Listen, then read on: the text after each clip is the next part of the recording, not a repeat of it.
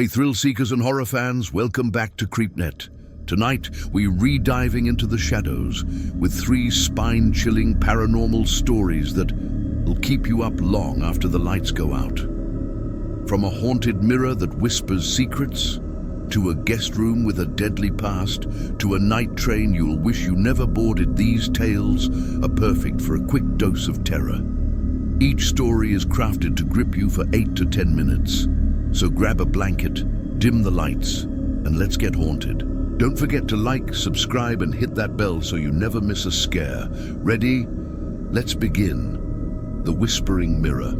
The antique mirror arrived at Clara's doorstep in a wooden crate, wrapped in layers of brittle newspaper from 1923. She'd bought it from an estate sale, drawn to its ornate silver frame and the faint, smoky tint of the glass. The listing had called it a conversation piece, but Clara just wanted something to brighten her dim apartment. She hung it above the fireplace, its weight straining the old nails she hammered into the plaster.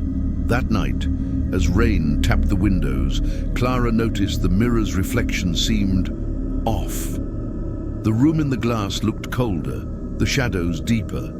Her own face stared back, but her eyes seemed to linger a moment too long, as if the reflection was reluctant to follow her movements. She laughed it off.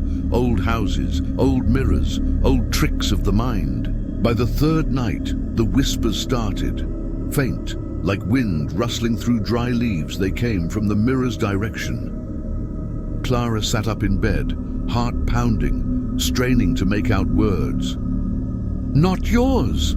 The voice seemed to hiss, so soft she wasn't sure she'd heard it. She checked the apartment, found nothing, and told herself it was a dream. The next evening, she invited her friend Mark over to prove she wasn't losing it. They sat by the fireplace, the mirror looming above. Mark joked about its creepy vibe, but his smile faded when he caught his reflection. "Did you see that?" he whispered. Clara followed his gaze. In the mirror, their reflections sat still, but the room behind them shifted. A shadow moved across the wall, though no one else was there. Mark left in a hurry, mumbling about bad energy. Clara couldn't sleep that night. The whispers grew clearer, forming words she couldn't ignore. "Give it back." She tore the mirror from the wall, intending to smash it, but froze. In the glass, her reflection smiled a slow, unnatural grin she hadn't made. Her hands trembled as she set it down, facing the wall. The next morning, she called the estate sale organizer, a nervous old man who admitted the mirror had belonged to a woman named Evelyn, who died in 1923. She was particular about her things, he said, didn't like sharing. Clara demanded he take it back, but he refused, saying it had chosen its home. That night, Clara woke to a cold hand brushing her cheek. The mirror was back on the wall, though she'd left it in the closet. In its reflection, a figure stood behind her, a woman with hollow eyes and a smile that stretched too wide. "Not yours," the figure whispered, her voice echoing inside Clara's skull. She screamed, but the sound caught in her throat. The next day, Clara was gone. Neighbors said her apartment was empty, the mirror still hanging above the fireplace.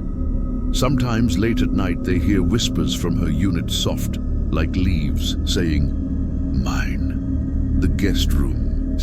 The guest room in Tom's new house was perfect, except for the cold.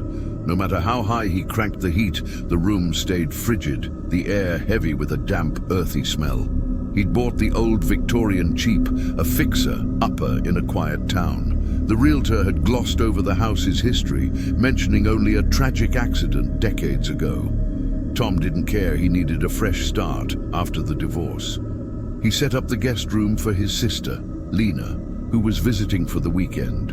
She arrived Friday night, her usual cheer dulled by the long drive. "It's freezing in here," she said, rubbing her arms as she dropped her bag in the guest room. Tom apologized, promising to check the vents. That night, he heard Lena muttering in her sleep. Through the thin walls, words he couldn't catch, sharp and urgent. Saturday morning, Lena looked pale. "Bad dreams," she muttered. describing a figure at the foot of her bed, a man with wet, matted hair and eyes like black pits. Tom laughed it off, blaming the house's creaky charm, but Lena didn't smile. That day she found scratches on her arm, thin red lines she swore hadn't been there before. That night, Tom woke to a thud. He found Lena in the guest room, staring at the closet. "It's in there," she whispered, her voice trembling. Tom opened the door, revealing only coats and boxes, but the air inside was colder, the earthy smell stronger. He noticed a faint outline on the floorboards, like a trapdoor. He pressed it, and it clicked open, revealing a crawl space. Inside was a bundle of old clothes, stained and damp, wrapped around a locket. The locket held a photo of a man, his face blurred, but familiar, too familiar. Tom's stomach churned as he remembered Lena's description. That night, Lena refused to sleep in the guest room, crashing on the couch instead. Tom stayed up, watching the door to the guest room, which creaked open on its own by dawn. Lena left the next morning, begging Tom to sell the house. He didn't listen until the noises started, scraping like nails on wood, coming from the crawl space. One night, he saw it. A figure crawling from the closet, its wet hair dragging across the floor, its black eyes fixed on him. Tom moved out the next day, leaving everything behind. The house sold quickly, the new owners unbothered by the cold guest room. But sometimes they find the closet door ajar, and the air smells faintly of earth. The night train. Emma took the last train home, the 11:47 p.m., from the city to her suburban stop. The carriage was nearly empty, just her and a man in a grey coat at the far end, his face hidden by a hat. The train's hum was soothing, but the lights flickered, casting brief shadows that seemed to move on their own. Emma ignored it, scrolling her phone until the train lurched to a stop in a tunnel. The lights went out. In the dark, she heard a soft whistle, like someone exhaling a tune. The man in the grey coat was still there when the lights flickered back on, but closer now, seated just 2 rows away. His head was down, hat still hiding his face. Emma's skin prickled. She checked the time, 11:52 p.m. The train didn't move. A voice crackled over the intercom, garbled and low, saying something about a delay. Emma caught the words, "Stay seated." The man in the grey coat lifted his head, revealing no face, just a smooth, pale expanse where eyes and mouth should have been. She gasped, clutching her bag.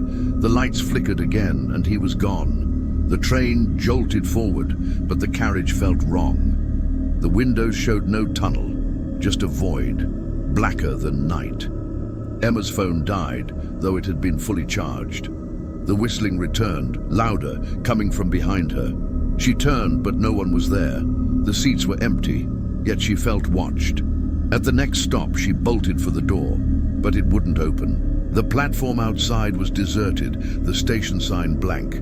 The whistling grew into a chorus, voices overlapping, none human. Emma pounded on the door, screaming, but the train moved again, faster now, the windows showing nothing but darkness. Hours passed, or maybe minutes. Time blurred. The man in the grey coat reappeared, standing at the carriage's end, his blank face tilted toward her. The intercom crackled again. Final stop. The doors opened to a platform lit by a single dim bulb. Emma ran, not looking back, her footsteps echoing in the empty station. She made it home, heart racing, and never took the night train again.